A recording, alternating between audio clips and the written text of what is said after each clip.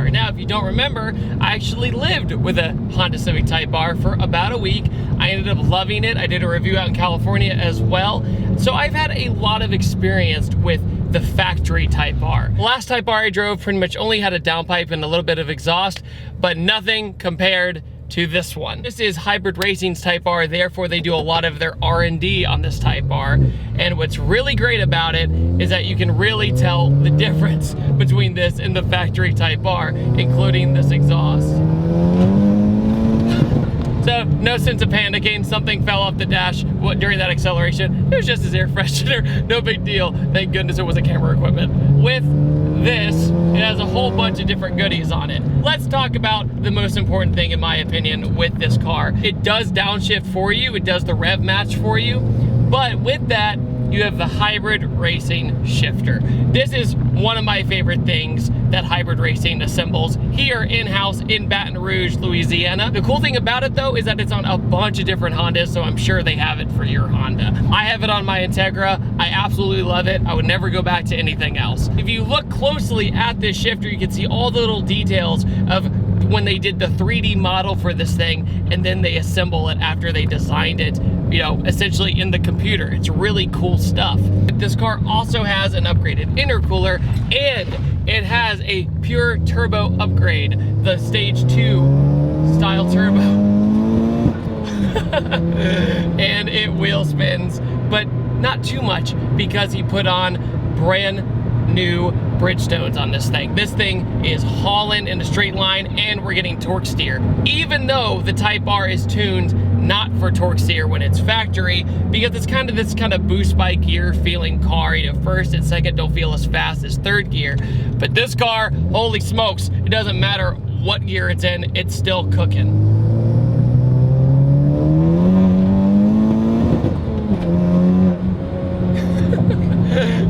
It's so good. Lots of burbles and pops. The other Type Rs did not have that going on for it. It's also got the Hybrid Racing shifter cables with the Hybrid Racing shifter, so that makes it even crisper altogether when you go through the shifts. Another thing is that the grille is different on this Type R. You might notice it doesn't really have the Honda logo up front, and I've never seen the Type R without the Honda logo up front, so essentially it's debadged. I thought it would look kind of weird without an emblem, but it looks pretty solid, but it has better cooling for the different intercooler, so that's a plus. This also has the Greddy oil cooler and a Koyo radiator, so you can tell that Hybrid Racing really wanted to focus on the cooling aspect of the Type R first. They really wanted to look at that and go, how can we make the Type R better and last longer on the racetrack and also last longer in general and perform better with this bigger turbo setup. When you do a bigger turbo, that means there's more heat under the hood. That's why you see the turbo blanket under the hood as well. But by doing all these cooling upgrades, they don't have to worry about the rest of the factory OEM parts overheating on them, which is solid.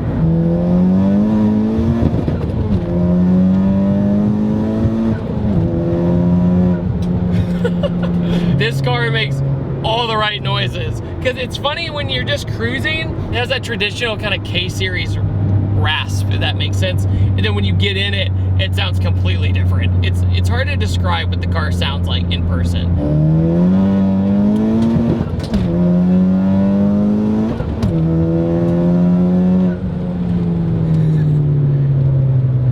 Rolling.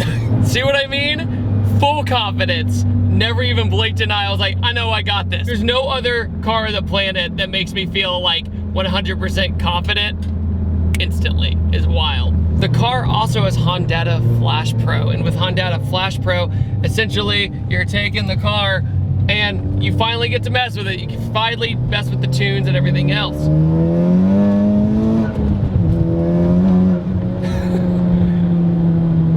The factory Honda Civic Type R is a decently fast car, and that's why it has the front-wheel drive Nürburgring record.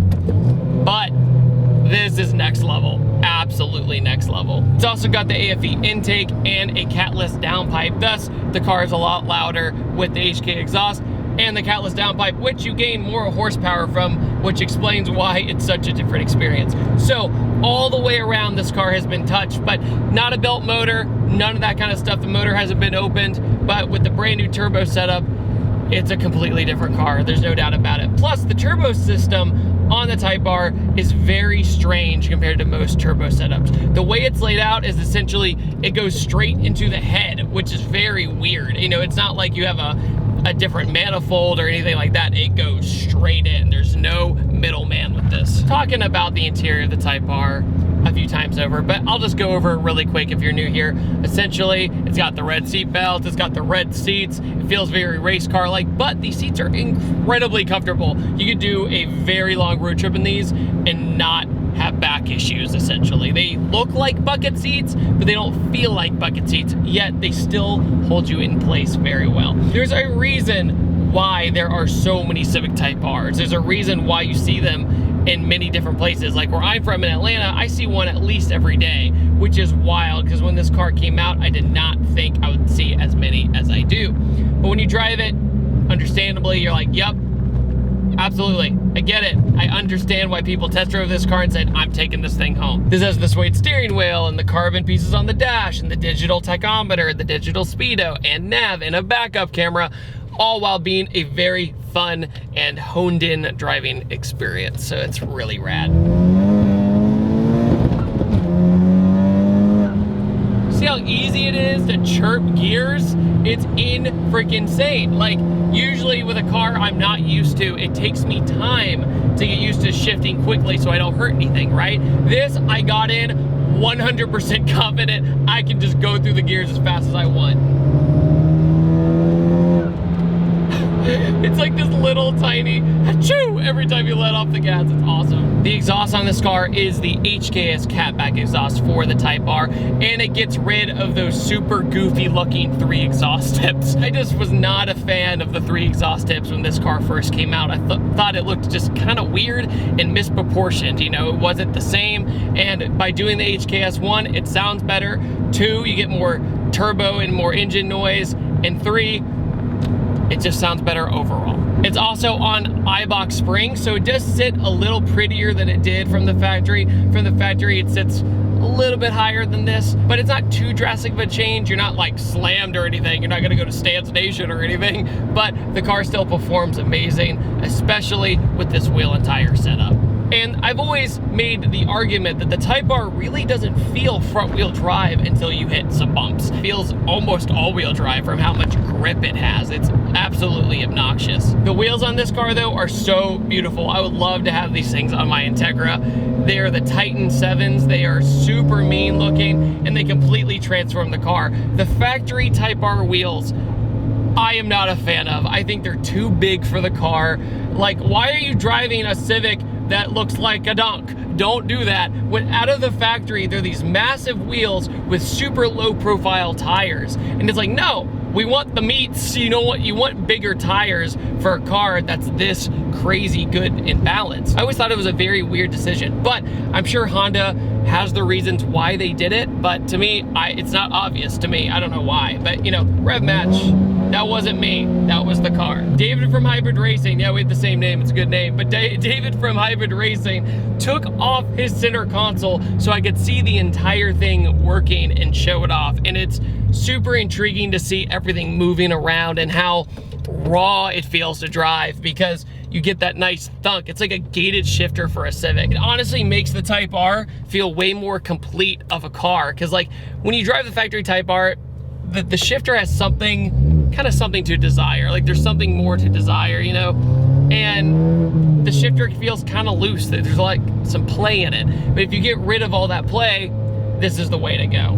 I just want to give a huge thanks to Hybrid Racing for everything they've ever done for me. They helped me K20A swap my freaking Integra. We worked on that car for literally 5 days straight and got it done. It was such an amazing experience, and seeing them work.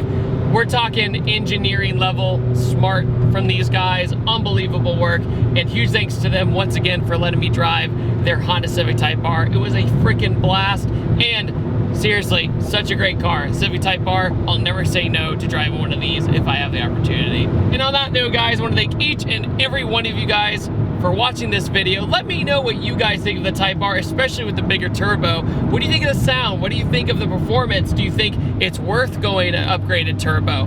Love to hear you guys' opinion. And on that note, I upload every Tuesday, Thursday, and Saturday, and I will see you guys next time. Take it easy. Have a wonderful day. Also, side note, I also want to thank everybody who supports my detail brand, Patterson Car Care. Huge thanks to everybody, because that is what makes it possible for me to go on these trips and review cars. So thank you so much, and check it out in the description below if you are interested. Have a good one. Go.